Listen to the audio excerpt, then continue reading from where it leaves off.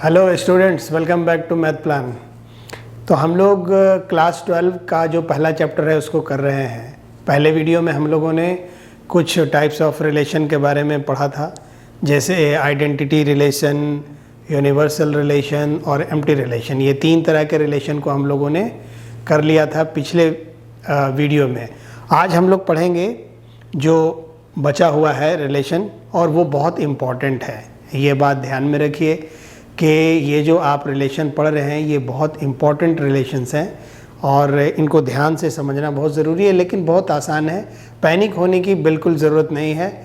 मेरे साथ बने रहिए और देखिए हम लोग कितने आसानी से और बहुत ईजीली इसको समझते हैं, है ना। तो जो तीन रिलेशन बच गया है उसको मैं पहले लिख देता हूँ कि भाई कौन कौन रिलेशन बच गए हैं जो हमें करने हैं। ओके, तो मेरे पास जो रिलेशन बचे हैं वो पहला रिलेशन है symmetric relation. Okay, symmetric relation बच गया है। रिफ्लेक्सिव रिलेशन बचा है, और ट्रांजिटिव बचा है। ये तीन तरह के रिलेशन जो है हम लोगों को करने हैं। बाकी हम लोगों ने कर लिया है। तो आज हम लोग स्टार्ट करेंगे सबसे पहले रिफ्लेक्सिव रिलेशन से कि भाई रिफ्लेक्सिव रिलेशन क्या होता है। ओके, तो चलिए आइए देखते हैं रिफ्लेक्सिव रिलेशन क्या है। देखिए हम लोग क्या कर रहे हैं, रिफ्लेक्सिव रिलेशन, है ना।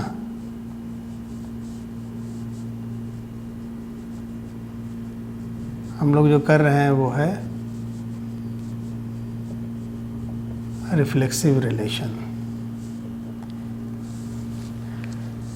रिफ्लेक्सिव रिलेशन क्या होता है ये देखिए। रिलेशन अगर कुछ इस तरह का रिलेशन डिफाइन हो किसी सेट ए पे, किस तरह का कि if A belongs to the relation R, if AA belongs to relation R for all A belonging to set A, then this relation R is called reflexive relation। अब यहाँ पे बहुत महीन चीज़ है जो मैंने पिछली वीडियो में आपको बताया था आइडेंटिटी रिलेशन में। यहाँ पे ओनली वर्ड था आइडेंटिटी रिलेशन में, लेकिन रिफ्लेक्सिव रिलेशन में ओनली वर्ड नहीं है। ओके, तो यहाँ पे देखिए अगर इस तरह का रिलेशन किसी सेट पे, कोई भी आर्बिट्ररी सेट है, यहाँ पे सेट हमने ए माना है कि भाई ये एक सेट ए है, एक सेट क्या है, ए एक सेट है, और इस पे हमारा एक रिलेशन आर डिफाइंड है। और वो रिलेशन किस तरह का है कि सेम एलिमेंट जो पेयर है उसमें एलिमेंट जो है पहला और दूसरा जो एलिमेंट है पेयर का वो सेम होना चाहिए। इस रिलेशन के हिसाब से सिर्फ ये आना चाहिए ए। ओके, ये यानी पहला एलिमेंट और दूसरा एलिमेंट जो ऑर्डर्ड पेयर का होना चाहिए वो सेम होना चाहिए और वो इस रिलेशन में आना चाहिए। तो ये इस तरह का अगर रिलेशन है तो वो रिफ्लेक्सिव रिलेशन कहलाता है। एग्जाम्पल से बात थोड़ा ज़्यादा क्लियर होगी। अभी बात जो है उतनी समझ में आपको नहीं आ रही होगी, तो मैं आपको, चलिए मैं बताता हूँ आपको। एक एग्जाम्पल लेते हैं हम लोग, है ना। जैसे देखिए मैं एक एग्जाम्पल ले रहा हूँ कि भाई सेट ए में मान लिया मैंने दिया, एक सेट ए है इसमें, और इसमें है 1 2 3 4। ओके, इस सेट पे हम लोग एक रिलेशन डिफाइन करते हैं। किस तरह का relation, R equal to A B such that A is greater than और इक्वल टू B। देखिए क्या है कि एक रिलेशन है। ओके, इसमें क्या होना चाहिए, जो ऑर्डर्ड पेयर जो उस रिलेशन में होगा उसका जो पहला एलिमेंट है वो या तो दूसरे एलिमेंट से बड़ा हो या उसके बराबर हो। तो सबसे पहले हम लोग देखते हैं कि इसमें कौन कौन से ऑर्डर्ड पेयर आ जाएंगे। तो पहले 1 से ही शुरू कीजिए। तो क्या मिलेगा मुझे 1 1, क्योंकि भाई 1 1 के बराबर है। ए इज ये इक्वलिटी के साइन को ये है ना, ये इसको ये कर गया, सेटिस्फाई कर गया।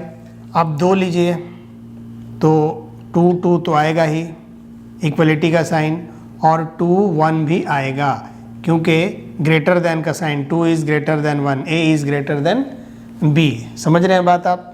चलिए 3 को लीजिए आप, तो 3 3 भी आएगा, 3 3 भी आएगा, है ना, क्योंकि equality A equal to B, 3 equal to 3 हो गया।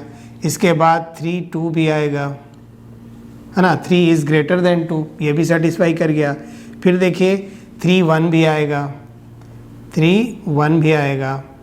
अच्छा, इसके बाद और क्या आएगा? अब 3 हो गया, अब 4 से देखिए तो 4 4 भी आ जाएगा, 4 4 भी आ जाएगा।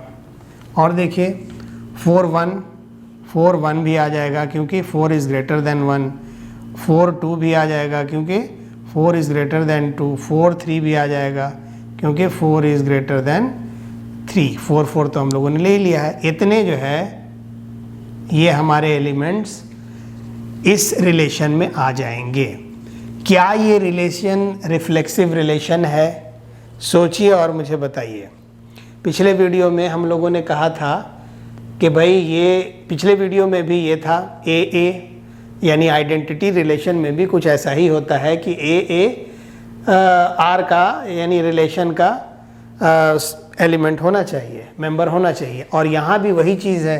तो फ़र्क क्या है दोनों में, आइडेंटिटी में और रिफ्लेक्सिव में फ़र्क क्या है? यहाँ पर देखिए, ये यहाँ पे आपको ध्यान होगा, आइडेंटिटी रिलेशन में हमने दिया था इफ़ ओनली, यानी सिर्फ यही होना चाहिए, इससे न ज़्यादा न कम। लेकिन यहाँ रिफ्लेक्सिव में ये तो पूरा होना ही चाहिए, और साथ साथ इसके अलावा भी अगर कोई आ जाता है एलिमेंट तो कोई प्रॉब्लम की बात नहीं है। यानी इसके अलावा भी एक्स्ट्रा भी अगर कोई एलिमेंट आ जाए इसमें तो कोई प्रॉब्लम नहीं है, ये एक्सेप्ट कर लेता है। ये है रिफ्लेक्सिव और आइडेंटिटी रिलेशन में फ़र्क। ये बारीक फ़र्क है, इसको आपको समझना बहुत ज़रूरी है। तो यहाँ पर देखिए ये क्या है, 1 1 ये आ गया, देखिए ए 1 1 आ गया, 2 2 भी आ गया, 3 3 भी आ गया, और क्या 4 4 भी आ गया। ओके, अगर आप इसके अलावा कुछ भी आ जाए कोई मतलब नहीं है, लिहाजा ये हमारा क्या हो गया, रिफ्लेक्सिव रिलेशन हो गया। क्या हुआ? रिफ्लेक्सिव रिलेशन हो गया। लेकिन क्या ये आइडेंटिटी रिलेशन है? अगर मैं पूछूं आपसे कि भाई क्या ये आइडेंटिटी रिलेशन है, तो नहीं, ये आइडेंटिटी रिलेशन नहीं है, क्योंकि इसमें एक्स्ट्रा एलिमेंट्स हैं। आइडेंटिटी रिलेशन एक्स्ट्रा एलिमेंट्स को, एक्स्ट्रा पेयर्स को बर्दाश्त नहीं करता है, वो एक्सेप्ट नहीं करता है। लेकिन रिफ्लेक्सिव रिलेशन में जो डायगोनल एलिमेंट्स हैं वो तो आएंगे, लाजिम है कि वो आएँ, लेकिन इसके अलावा भी अगर कोई एलिमेंट आ जाते हैं, कोई पेयर आ जाता है, तो मुश्किल की बात नहीं है, वो उसको एक्सेप्ट कर लेता है। अब चलिए देखिए, यहाँ पर तो ये मैंने बता दिया। अब ये देखिए कि इसका जो डायगोनल एलिमेंट्स मैंने आपको बताया था कि यहाँ पे अगर डायगोनल एलिमेंट्स क्या है कि 1 1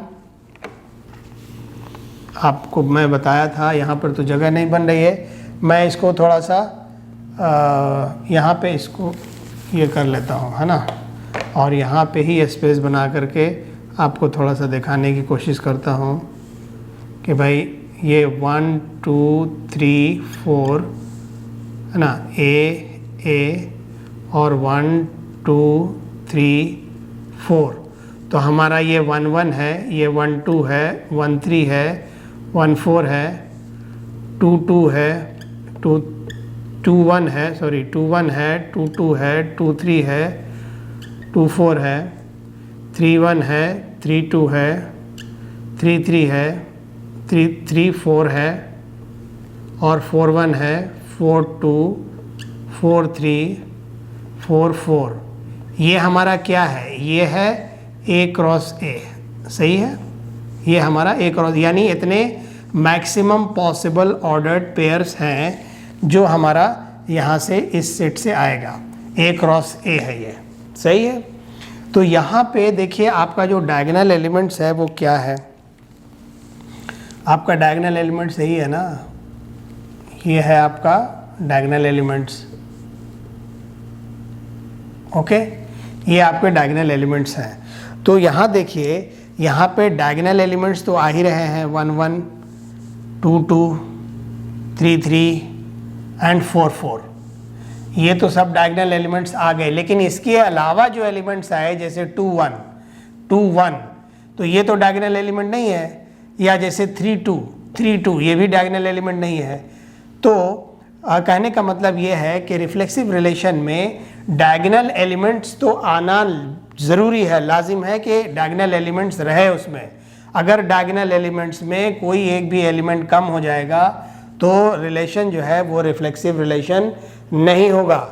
तो यहाँ पे सारा रहना ज़रूरी है, तो यहाँ पे तो सारा है, लेकिन इसके अलावा भी अगर आ जाता है तो उसमें भी कोई दिक्कत की बात नहीं है, कोई परेशानी की बात नहीं है, ये उसको एक्सेप्ट करता है। लेकिन आइडेंटिटी रिलेशन में सिर्फ यही 4 आएगा, सिर्फ डायगोनल एलिमेंट ही आएगा, ना उससे ज़्यादा ना उससे कम।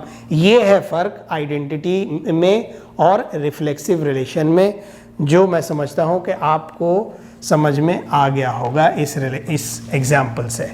ओके, तो ये था आपका रिफ्लेक्सिव रिलेशन। अब हम लोग चलते हैं जो अगला रिलेशन है उसको समझते हैं, है ना।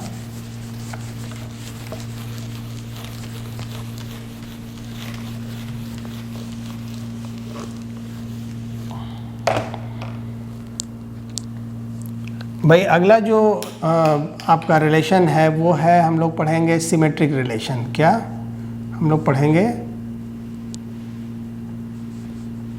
Symmetric relation.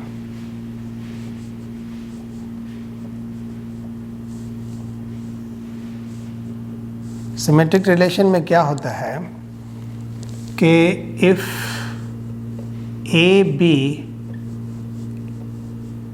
is in relation R, then BA will also be in relation R for all AB belonging to set A। बात समझे आप? समझ रहे हैं?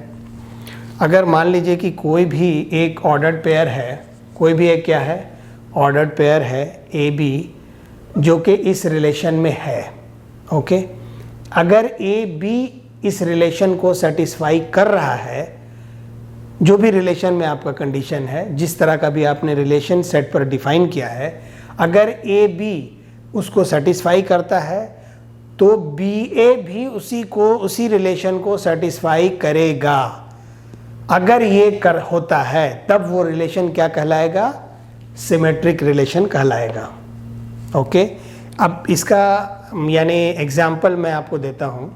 मान लीजिए कि ए एक सेट है, a set of all lines, set of all lines in a plane.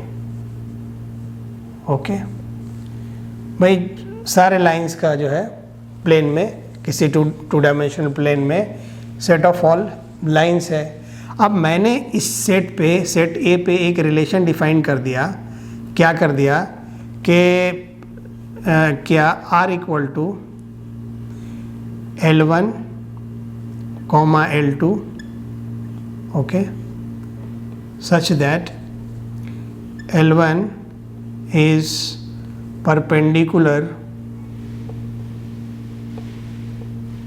perpendicular to L2। देख रहे हैं आप? R एक रिलेशन हमने ऐसा सेट डिफाइन किया है सेट ए पे। क्या है वो रिलेशन कि L1 जो है, ये जो ऑर्डर्ड पेयर है, ये लाइंस का पेयर है, तो इसमें जो पहली वाली लाइन है L1 वो परपेंडिकुलर होगी भाई L2 यानी दूसरी लाइन पे। तो आप देखिए, मान लीजिए कोई भी लाइन, अगर मान लीजिए ये L1 है और ये क्या है, ये L2 है, ओके। अगर लाइन L1 L2 पे परपेंडिकुलर है तो L2 भी क्या है, L1 पे परपेंडिकुलर है, सही है ना। If L1 is perpendicular to L2, if L1 is perpendicular to L2, this implies L2 is also perpendicular to L1. Okay? This implies, इसका मतलब क्या है, L2 perpendicular to L1 है, इसका मतलब क्या है कि L2 is in relation with L1, या आप इसको कैसे लिख सकते हैं, L2, L1 belongs to this relation R. Okay और हम पहले ही L1, L2 ये क्या था, ये इस रिलेशन में था, क्योंकि पहले ही क्या है, L1 L2 पे पैरेलल था, तो मुझे ये देना था कि भाई अगर L2 भी L1 पे परपेंडिकुलर हो जाए तो ये रिलेशन क्या हो जाएगा, सिमेट्रिक हो जाएगा। तो यहाँ पर देखिए कि L1 जो है L2 पर क्या है, परपेंडिकुलर है ना, L1 L2 पे परपेंडिकुलर है, ये तो यहाँ भी दिया हुआ है, L1 L2 पे परपेंडिकुलर है, ये इस रिलेशन में है।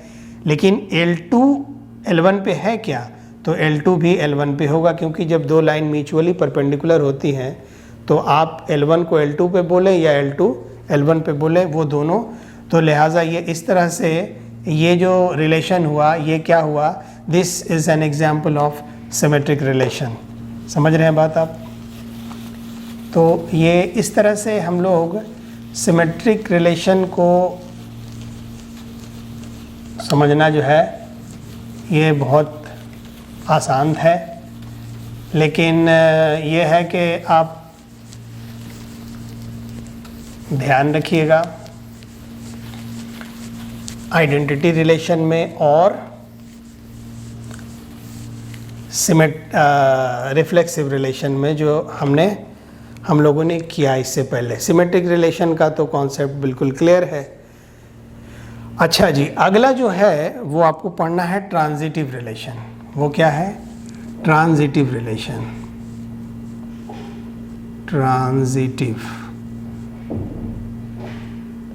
Transitive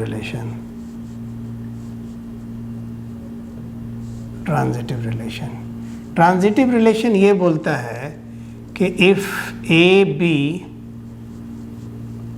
belongs to R and BC belongs to R, then AC will also belong to R।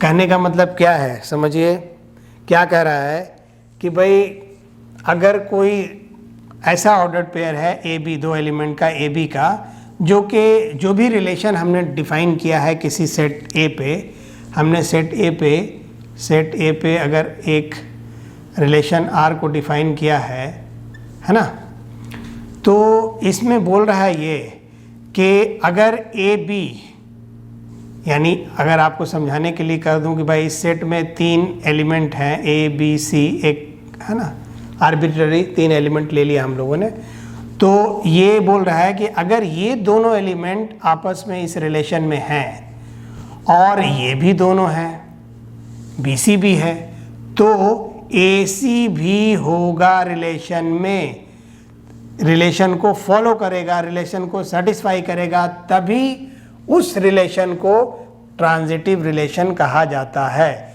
दूसरे लफ्ज़ों में क्या बोलेंगे कि अगर AB रिलेशन को सेटिस्फाई कर रहा है और BC भी रिलेशन को सेटिस्फाई कर रहा है, तो अगर AC भी रिलेशन को सेटिस्फाई करता है तो उस रिलेशन को क्या कहते हैं, ट्रांजिटिव रिलेशन कहते हैं। ये बात समझ में आई आपको?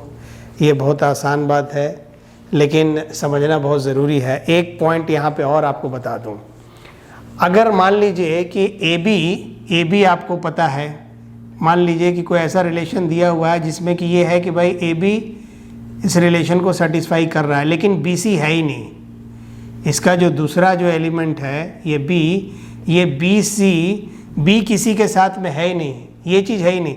जब ये नहीं रहे तो डायरेक्टली हम लोग बोलेंगे कि वो AC खोजने की ज़रूरत नहीं है। तो AC नॉट रिक्वायर्ड, AC की ज़रूरत नहीं है, कि हम लोग AC को ढूंढेंगे ही नहीं। अगर AB है और BC नहीं है, समझ रहे बात, अगर AB है और BC नहीं है तो AC हम लोग ढूंढेंगे ही नहीं, डायरेक्टली बोलेंगे कि वो ट्रांजिटिव रिलेशन है। बात समझ रहे हैं?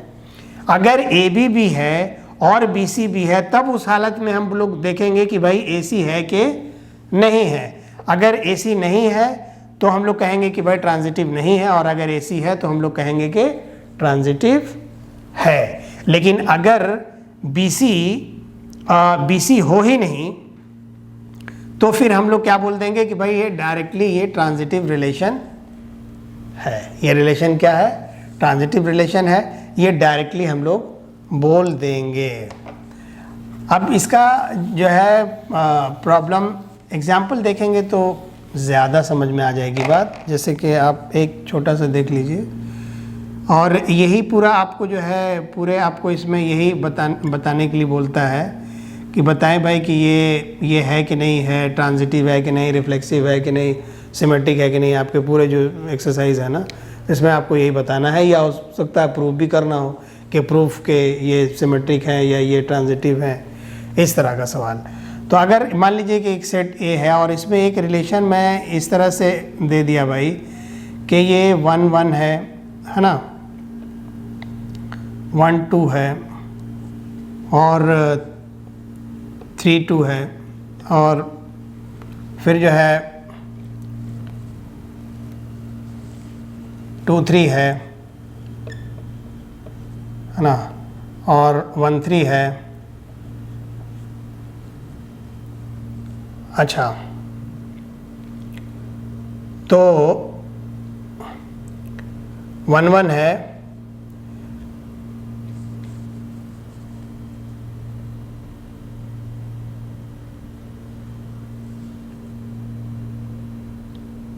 और 1 2 है। चलिए, ये एक रिलेशन दे दिया मैंने आपको, ओके। ये एक रिलेशन दिया 1 1 1 2 3 2 2 3 1 3। आपको ये बताना है कि ये ट्रांजिटिव रिलेशन है या नहीं है, ओके। क्या बताना है? ट्रांजिटिव रिलेशन है या नहीं है। तो पहले देखें आप कि ये 1 2, ओके, 1 2 है, तो क्या 2 भी किसी से कनेक्टेड है?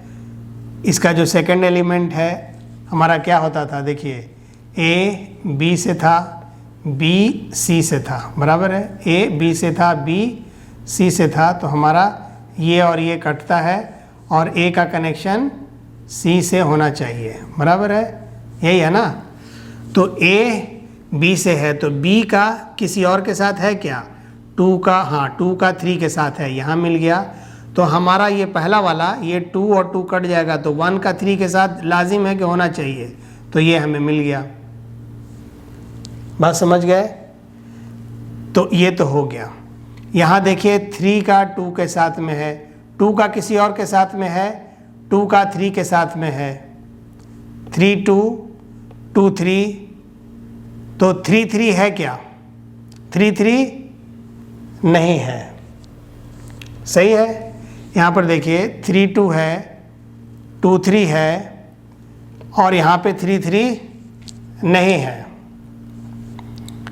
अच्छा, यहाँ देखिए 2 3 है, फिर 3 का किसी के साथ में है, 3 2 है, 2 2 होना चाहिए, यहाँ पे 2 2 भी नहीं है, तो इसका मतलब ये ट्रांजिटिव रिलेशन नहीं है, सही है। ये क्या है?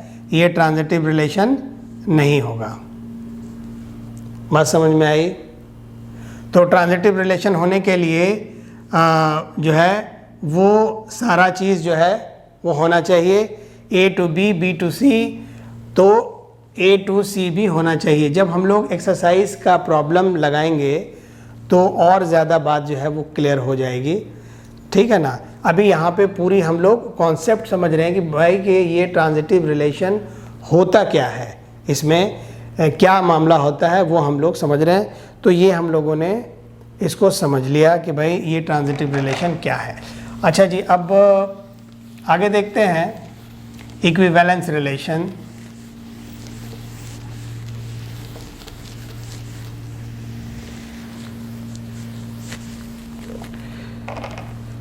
इक्विवेलेंस रिलेशन क्या है? इक्विवेलेंस रिलेशन वैसा रिलेशन जिसमें तीनों प्रॉपर्टी हो, यानी कि तीनों चीज़ को सेटिस्फाई करे, जो सिमेट्रिक भी हो और जो रिफ्लेक्सिव भी हो और क्या हो, और ट्रांजिटिव भी हो।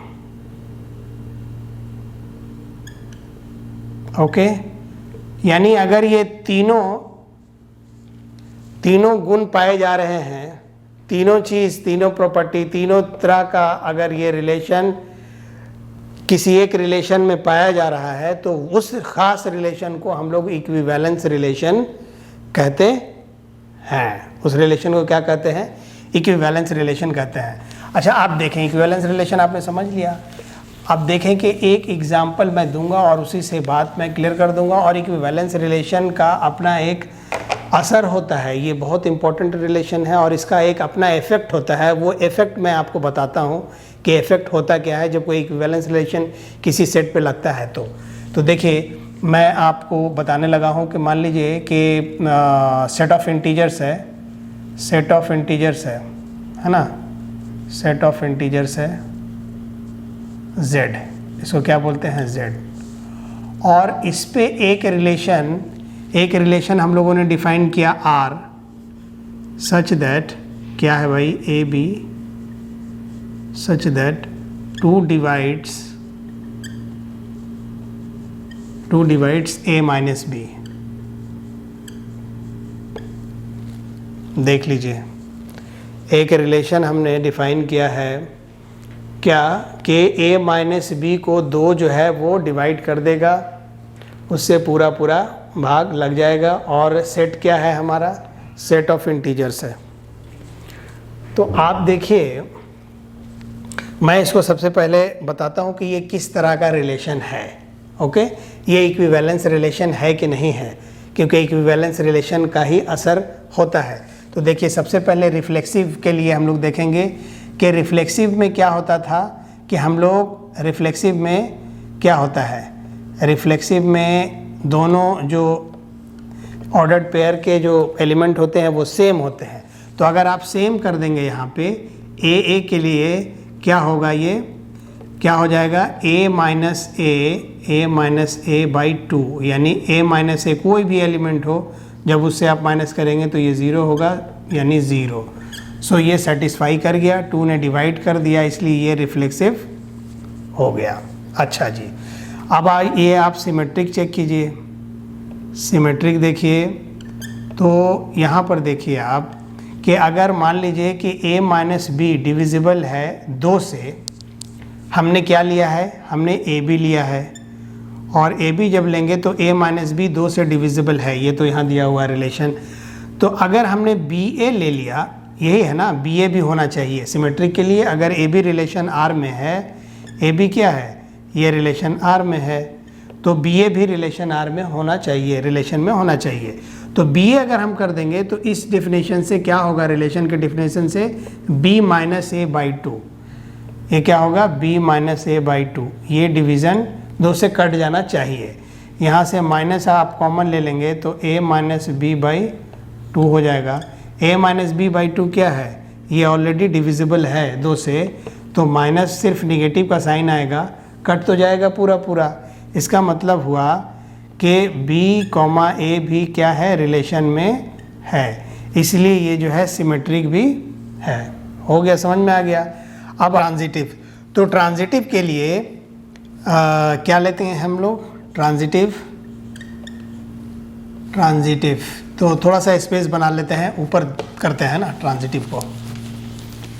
चलिए, यहाँ पे थोड़ा स्पेस बना लिया हम लोगों ने, और हम लोग देख रहे हैं ट्रांजिटिव, है ना।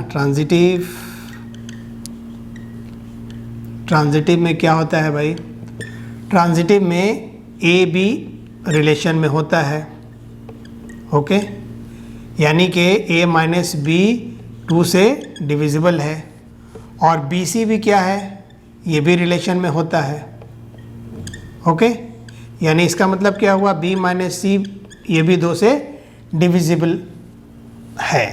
तो अब ये अगर हमारा ए और सी ये अगर रिलेशन में आ जाए, ए और सी अगर रिलेशन में आ जाए तो हमारी बात जो है बन जाएगी, ये ट्रांजिटिव हो जाएगा।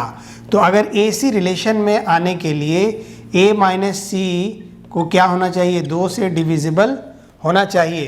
तो ए माइनस सी को हम कैसे लिख सकते हैं, ज़रा देखिए, A minus B plus B minus C, इसको हम ऐसे लिख सकते हैं ना, बाई 2 कर दीजिए। ए माइनस सी बाई 2 को हम इस तरह से लिख सकते हैं, कोई दिक्कत नहीं है, बी बी कट गया, A minus C by 2।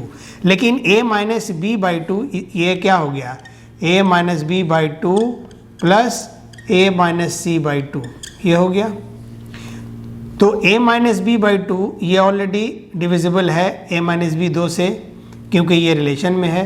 a minus सी भी 2 से है, ओह सॉरी यहाँ पे b है ना, ये वाला b माइनस सी है ना, तो ये b माइनस सी है। b माइनस सी भी 2 से डिविजिबल है, क्योंकि बी सी भी क्या है, रिलेशन में है। तो जब ये दोनों 2 से डिविजिबल है तो ये भी क्या हो जाएगा, 2 से, a माइनस सी भी क्या हुआ, 2 से डिविजिबल हो गया। इसका मतलब कि ए सी भी क्या हो गया, रिलेशन आर में आ गया। इसका मतलब ये हो गया कि भाई ये जो रिलेशन है ये क्या हो गया, इक्विवेलेंस रिलेशन हो गया। ये रिलेशन क्या हो गया, इक्विवेलेंस रिलेशन हो गया। सही है ना, क्यों, क्योंकि इसने तीनों रिलेशन को सेटिस्फाई कर दिया।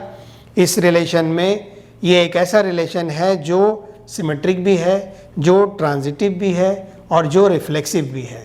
तो तीनों तरह की क्वालिटी इस रिलेशन में है, इसलिए ये इक्विवेलेंस रिलेशन हो गया। अब इक्विवेलेंस रिलेशन क्या करता है, इसका असर क्या होता है ना, ये मैं आपको अब बताने लगा हूँ कि इसका असर जो है इस सेट पे जब अप्लाई होता है तो इसका असर क्या होता है। देख, जब हम लोग इक्विवेलेंस रिलेशन किसी सेट पे, किसी भी आर्बिट्ररी सेट पे, ये नहीं है कि आप सेट ऑफ इंटीजर्स पे, किसी भी आर्बिट्ररी सेट पे जब आप इक्विवेलेंस रिलेशन अप्लाई करेंगे तो उसका असर क्या होगा वो ज़रा सा देखते चलिए। यहाँ पे मैं थोड़ा सा स्पेसिफिक वे में बताऊँगा, फिर जनरल में आप समझ लेंगे इसी चीज़ को।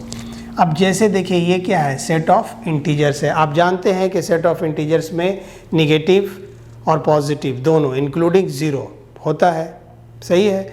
-1, -2, -3, -4, -5 इस तरह से आप चले जाइए, और इधर 0, 1, 2, 3, 4, 5 चले जाइए, सही है। तो मैं अगर इवन नंबर्स का सेट ले लूँ, यहाँ पे देखिए, अगर हम सिर्फ इवन इंटीजर्स का सेट लूँ, चाहे वो पॉजिटिव हो या नेगेटिव हो, तो 0 और +-2, तो अच्छा एक मिनट, इसको बताने से पहले आप ये समझिए कि कोई भी पॉजिटिव इंटीजर है 2, 4, 6, 8 या जो भी है, इस रिलेशन के कंडीशन के हिसाब से क्या ये रिलेशन को फॉलो करता है। कोई भी सेट आप उठा के देखिएगा, जैसे 2 और 4 को ले लिया तो 2 - 4 बाई 2 ये तो डिविजिबल है।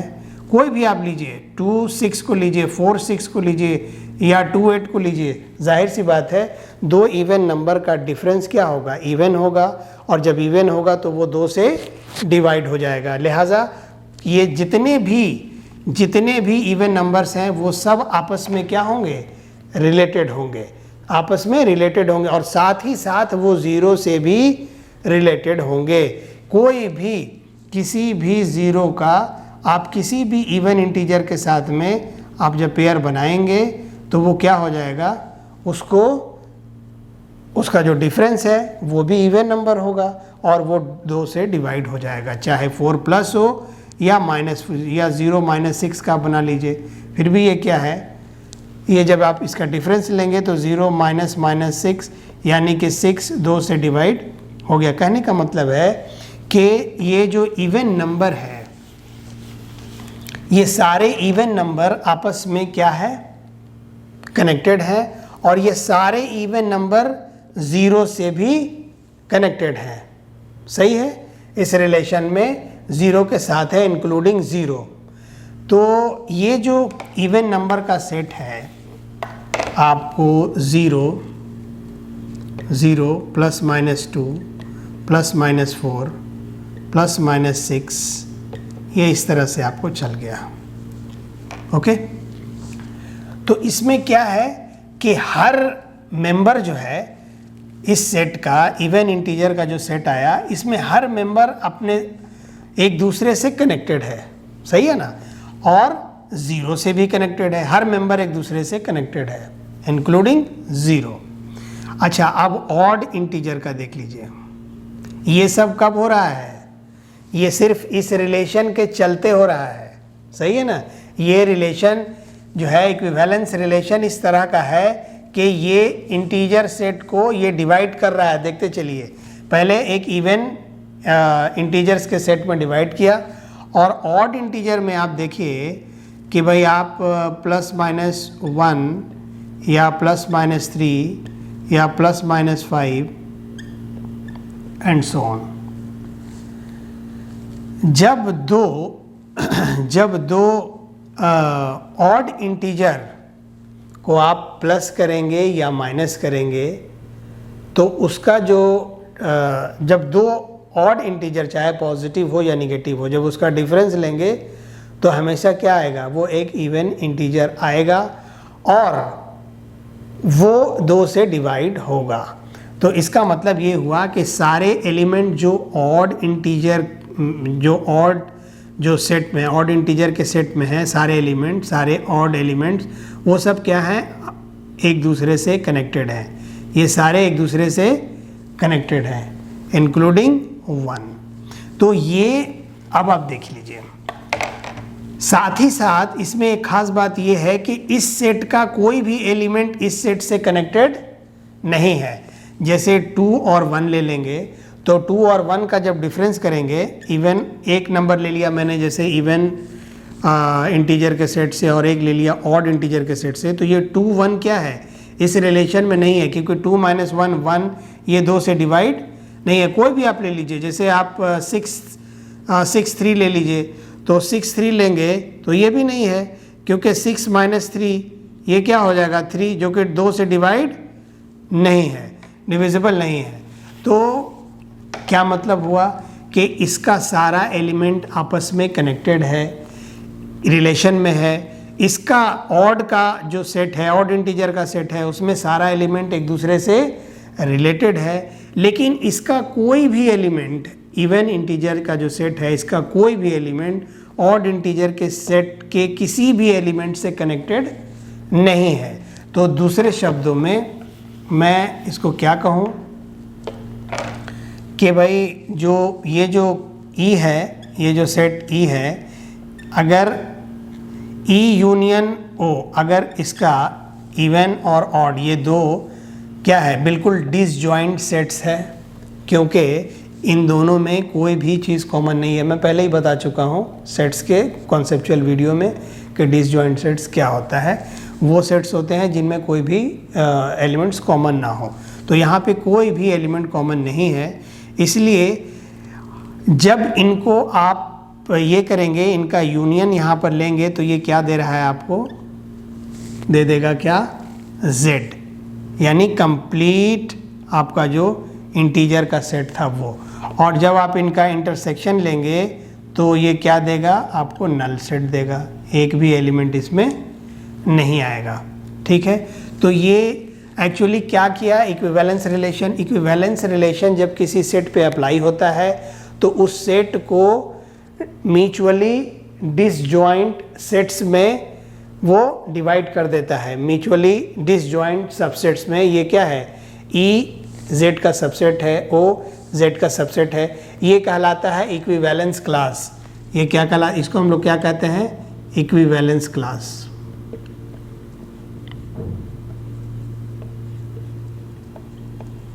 तो जब कोई इक्विवेलेंस रिलेशन किसी सेट पे अप्लाई होता है तो वो उस सेट को इक्विवेलेंस क्लासेस में डिवाइड कर देता है। इक्विवेलेंस क्लास जो है, इक्विवेलेंस क्लास का कोई भी एलिमेंट दूसरे इक्विवेलेंस क्लास के एलिमेंट से रिलेटेड नहीं होता है। एक इक्विवेलेंस क्लास का सारा एलिमेंट एक दूसरे से रिलेटेड होता है, लेकिन दूसरे के साथ वो रिलेशन नहीं होता है, कोई कॉमन नहीं होता है। लिहाजा जब हम इंटरसेक्शन लेंगे तो वो नल सेट आएगा। ओके, और जब हम उसका यूनियन लेंगे तो क्या आ जाएगा, वो कंप्लीट सेट आ जाएगा। तो इसका इफेक्ट यही हुआ कि इक्विवेलेंस रिलेशन जब किसी भी सेट पे आप अप्लाई करेंगे तो वो म्यूचुअली डिसजॉइंट सेट्स में डिवाइड कर देता है। बात समझे? जब आप किसी सेट पे, ये सेट है आपका, इस पे जब आपने अप्लाई किया एक इक्विवेलेंस रिलेशन, जब आपने इक्विवेलेंस रिलेशन अप्लाई किया, इक्विवेलेंस रिलेशन जब आपने अप्लाई किया तो ये क्या हुआ, ये क्लासेस में बट गया, कई एक क्लास में। इसको बोलते हैं इक्विवेलेंस क्लास। क्या बोलते हैं? Equivalence class. जैसे मान लिया ये क्लास 1 में हुआ, इक्विवेलेंस क्लास 2 हुआ, इक्विवेलेंस क्लास 3 हुआ। ये एक्चुअली क्या है? इक्विवेलेंस क्लास ये सबसेट है, इसका सबसेट ऑफ ए है। ये क्या है? सबसेट ऑफ, ये सिंबल के इसमें लिख दीजिए, सबसेट ऑफ क्या है? ए है। ये भी सबसेट ऑफ ए है, ये भी सबसेट ऑफ ए है। सही है? ओके, तो इक्विवेलेंस क्लास में ये बांट देता है, ये सबसेट है और ये म्यूचुअली क्या होता है? ये म्यूचुअली क्या होते हैं? ये म्यूचुअली डिसजॉइंट सेट्स हैं। ये क्या होता है? म्यूचुअली डिसजॉइंट सेट्स हैं, डिसजॉइंट सेट्स होते हैं। तो चलिए, ये आई होप कि आपको पूरा क्लियर हो गया होगा, पूरा कॉन्सेप्ट क्लियर हो गया होगा। इसके बाद आज की वीडियो को मैं यहीं पे रोक रहा हूँ। अगले वीडियो में हम लोग जो एक्सरसाइज है, पहला एक्सरसाइज वो करेंगे, और जब हम लोग क्वेश्चन लगाएंगे तो जो कॉन्सेप्ट है वो और ज़्यादा खुलकर आपको क्लियर हो जाएगा। जिसे कहते हैं ना कि अभी तो आपने कॉन्सेप्ट पूरा जान लिया कि हाँ भाई ये इस तरह का रिलेशन होता है, ये होना चाहिए, वो होना चाहिए, लेकिन जब आप प्रॉब्लम करेंगे तो बातें ज़्यादा आपको समझ में आएंगी, ज़्यादा क्लैरिटी के साथ समझ में आएंगी। ओके, वीडियो अगर आपको अच्छी लग रही है तो वीडियो को आप लाइक कीजिए, शेयर कीजिए, कमेंट कीजिए और बेल आइकन को भी प्रेस कीजिए। चैनल को सब्सक्राइब ज़रूर कीजिए। वीडियो रेगुलर वे में अपलोड हो रही है। ओके, आज के लिए इतना ही काफ़ी है। Thank you very much.